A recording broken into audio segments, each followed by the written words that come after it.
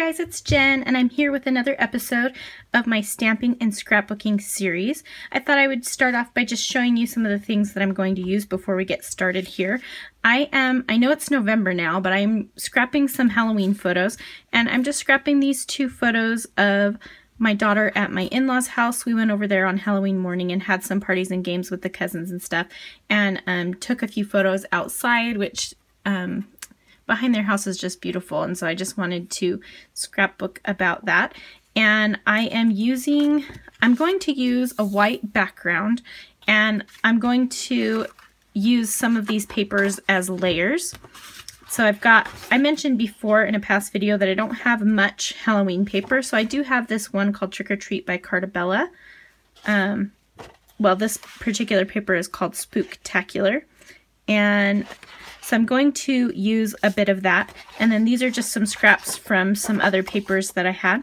And then I pulled out a 6x6 paper pad. This is the Hey Boy paper pad from Basic Gray. This is an older paper pad, and I thought I would use a little bit of green from in here, and I'm not sure if I want to use the plain green or there's also a really tiny polka dot right here. And so I know that I want to bring in green because there's a lot of green in the grass and stuff, and so I pulled that as well, so we'll see what works there. And I also have pulled a few cut files. So this is from my Scribble Shapes cut file, and I also have these stars, which are from the Scribble Shapes cut file.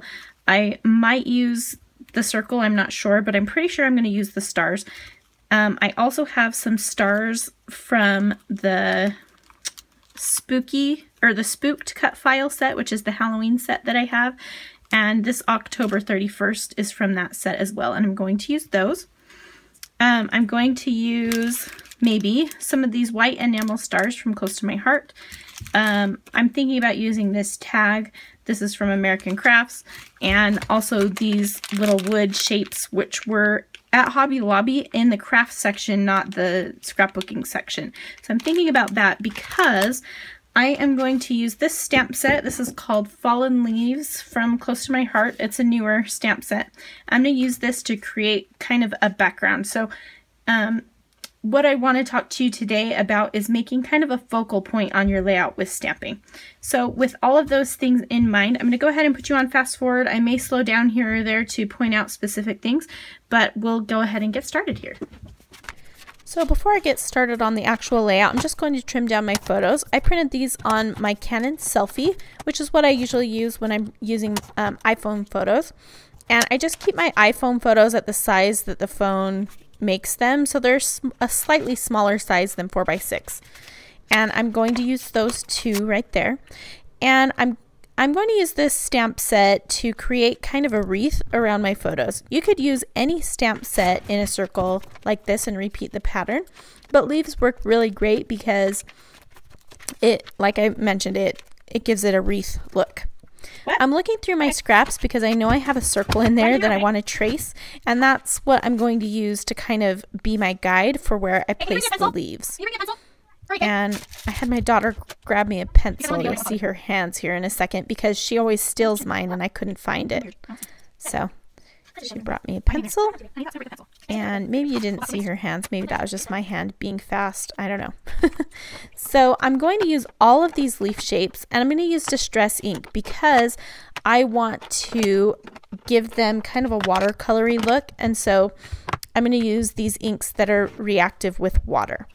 I'm using a smooth cardstock, but something like this would work fine on a watercolor cardstock, or, you know, a watercolor paper. Usually when I'm using watercolor paper, I don't like to stamp because you don't get as clean of an image, but because I don't need a clean image in this instance, it would have worked fine. So my page does warp a little bit, but that's okay. So I'm using Distress ink in tea dye, which is kind of a browny orange color, peeled paint, which is the green I'm stamping now, scattered straw is the kind of soft yellow, and spiced marmalade is the orange. I will bring in mustard seed here in just a second for a bit of a brighter yellow. And I'm just kind of stamping them around that circle and just making sure that I have an even distribution of color so that I don't have too many green leaves right next to each other, just so they're evenly spaced. and just I'm overlapping them slightly and making some of them go a little outside of the circle and some of them go a little inside of the circle, so it kind of gives a natural look. And I'll just keep going and turning the page until, turning the paper I mean, until I get the whole wreath filled in. And I'm not worrying too much if it's stamped exactly perfectly. You can see that that orange one up on the left there, it's not stamped like in the center of it, but that's okay because I'm going to be coloring and filling these in, and you're not going to notice in the final product. So I'm not worrying too much about that. So mostly I'm just thinking about how I can get an even distribution of color and an interesting look with the leaves. And I'm using that tall, thin leaf kind of in clusters of 2 in some areas, just to kind of, it's a nice one to have kind of poking out, giving the wreath a bit of a different look. And as I mentioned, you could use any sort of stamp with this. It works well with a stamp set like this, which I mentioned at the beginning. This is from Close to My Heart, and if you're not familiar with Close to My Heart, it is a direct sales company, and they are in, so you have to buy it from a consultant, and they are in the US, Canada, and New Zealand, and Australia. So sorry if you're not in one of those places, but you can just go to their website and it will help you find a consultant if you don't have one. So just keeping on stamping those, like I mentioned, in a circle, and I'm trying to make it look circular and not too boxy. Even though it's looking the slightest bit boxy at the top there, I'm not going to worry too much about it. So as I mentioned, I'm using distress inks, and if you don't have distress inks, you can just use any regular ink. I'm going to use the distress inks to color these in because you can use them like a watercolor, but you could also color them in with actual watercolors if you aren't using distress inks, so no worries about that. You'll see me here in just a second get out my craft mat and smush all of these ink colors onto it so I can start filling in the color. And I'm going to use a water brush to do that with. So here I'm just smushing on the color. I'm going to slow it down here for a second. Okay, so I'm going to slow down the video right here for just a minute and show you what I'm doing on the background here. Now, I'm not exactly sure if this is going to work for what I want, but I'm going to try it, and I think it will. I just like the idea of encompassing the photos with the leaves. And now what I'm going to do is use a water brush and the distress inks to fill in the color on these leaves.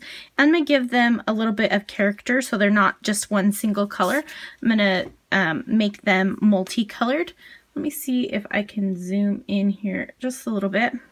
We'll work on this little spot right here. So I'm going to fill in this orange leaf, and I'm going to put a little bit of yellow on it, and don't want it too yellow. And because this is distress ink, these lines aren't going to stay super rigid, and that's fine. So I'm going to squeeze out a little bit more water here so that I get a softer look, because that leaf was a little bit darker than I was hoping for it to be. And I'm just going to put in some subtle variations, and this is a lot like what I did in a previous video. So you can check that out. I'm going to add a little bit of green to that one. And I'm just kind of playing. It doesn't need to be perfect. I'm going to make this one mostly the same color that it is, with maybe just a hint of green on the edges. I was thinking about adding red in because I know that red is a good leaf color, but I don't want to include it because red isn't really a color that's a Halloween color, so I'm not going to include it. So I am going to put a little bit of orange on this leaf here at the bottom, just to give it some depth of color. And this would work great on a watercolor paper. I don't generally stamp on a watercolor paper only because it's a hard I mean, it's not a smooth surface, and so sometimes you get jagged lines, but in this case where we don't care about the lines being perfect, it would be a good instance to use that watercolor paper. So I'm going to keep these leaves mostly green, and I'll add a little bit of brown to the tips and maybe the bottom. Just squeezing out more water to make it a little bit lighter. And the awesome thing about distress inks is that they blend nicely. So I'm going to go ahead and finish this up, and then we'll... Okay, so now that I've got it all colored in, I'm just going to use the remaining like bits of water and stuff to create some droplets, just going around the leaves here. And I'll get a little bit more water in some areas so that I can get some bigger splatters. And I've got kind of like mixtures of orange and green and yellow and browns.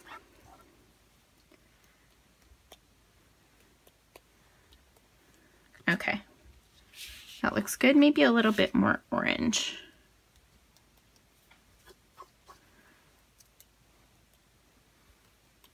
Okay. I'm going to call that good. So now I've got the main part of my layout done. What I'm going to do is just wipe this down. The awesome thing about these Teflon mats is that they're non-stick, obviously. So everything wipes pretty clean right off of them.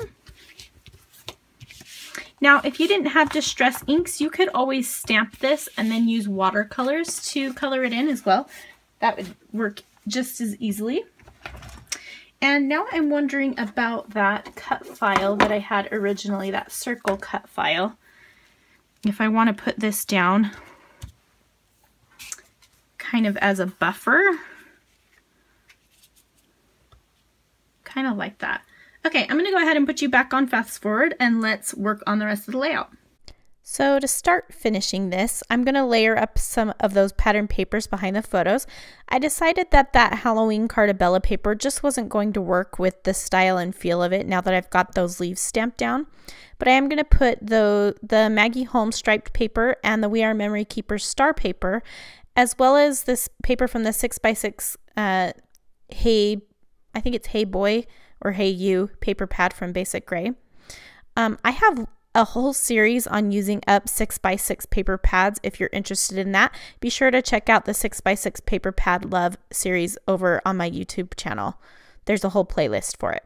I'm going to use that October 31st die cut, which is from my Spooked Cut Files set, and I'm going to spray it with this Clover ink from Mr. Huey's, just to give it to help it stand out. And it's really a bright green, but it kind of matches with the leaves that I've colored in that wreath on the background.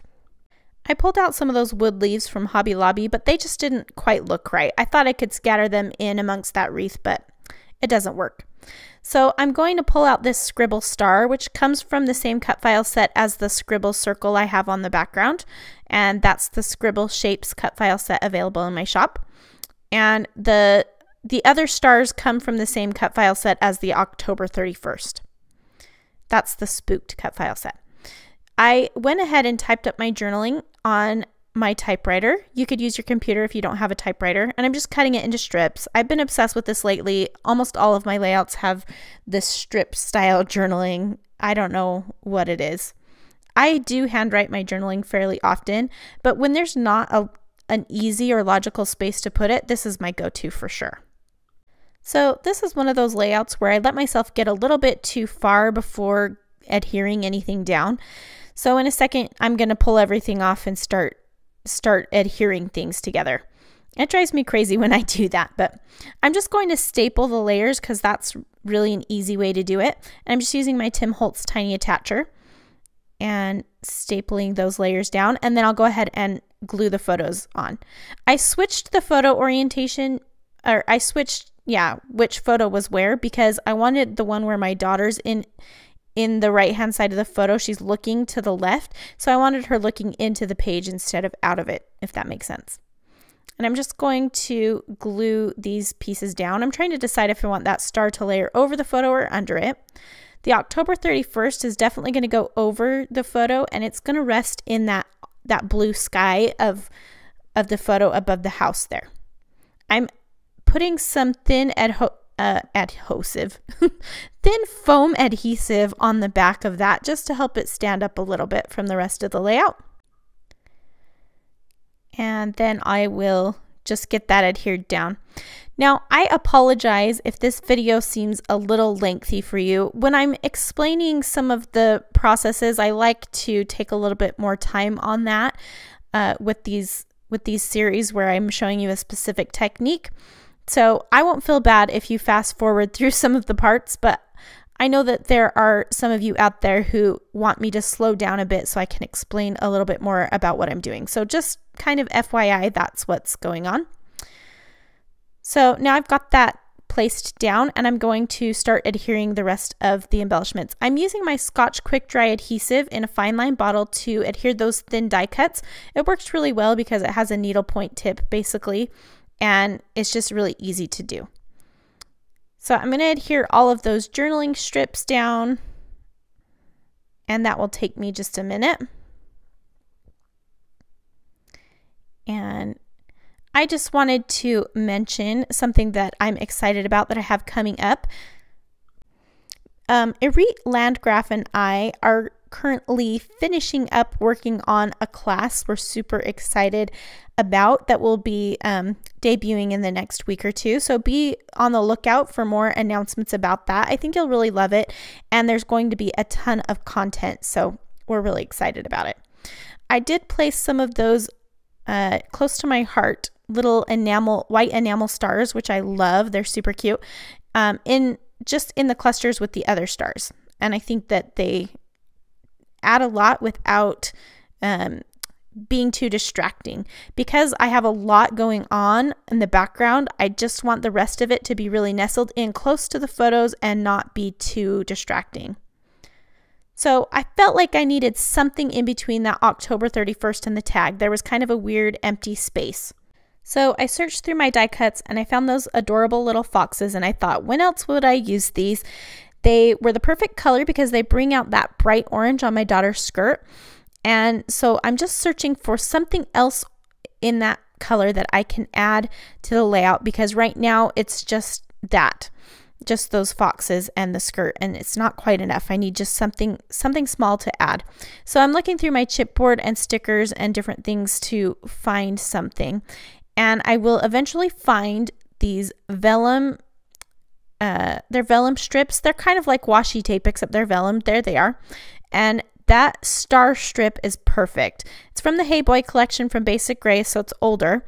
And it is just the perfect color, and I love that it has stars because that's a motif that I'm including on my layout.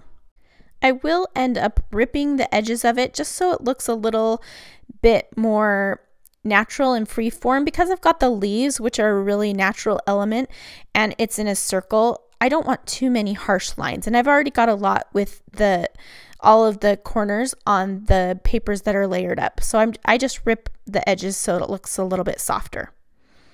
I'm going to put the mommy fox, which is what I'm calling it, up on foam squares just so that it stands out a little bit from the other fox.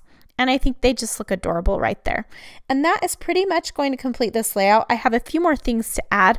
I'm going to add some splatters around the outside, and then I also decide that I want to add some gold thread. So I just went to my sewing box and pulled out my gold thread, and I'm just creating a little nest by wrapping it around my fingers. Missy Whidden does this a lot. I used to do this a lot in the past, but Missy reminded me of it, and I'm bringing it back. So I'm just going to put a little nest up by the tag. I'll put one, and then I'll put one by either of the smaller star clusters. And I'm using Ranger Multi-Medium in a matte finish in a fine line bottle to make sure that stays stuck down. It's a really, really strong adhesive, and I just find that it works best for stuff like this. So I'm just squirting some down underneath the photo and then just kind of shoving the little nest of thread into the glue and holding it down for a second while it dries. And now I'm just going to add a little bit of that green that I sprayed the October 31st with and some gold Heidi Swapp Color Shine, and that's going to complete it. Okay, so this layout is going to be complete.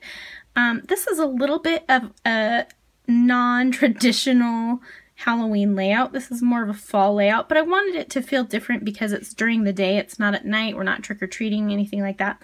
And so I'm just talking about the day's activities, and it's outside, so I thought the leaves would be a nice touch. Also, the foxes, it just seems really, it's more of a fall layout that I've thrown a bit of a Halloween twist on by adding the stars and the October 31st. So I hope that you can find a way to use your stamps as kind of like a main focus for your layout.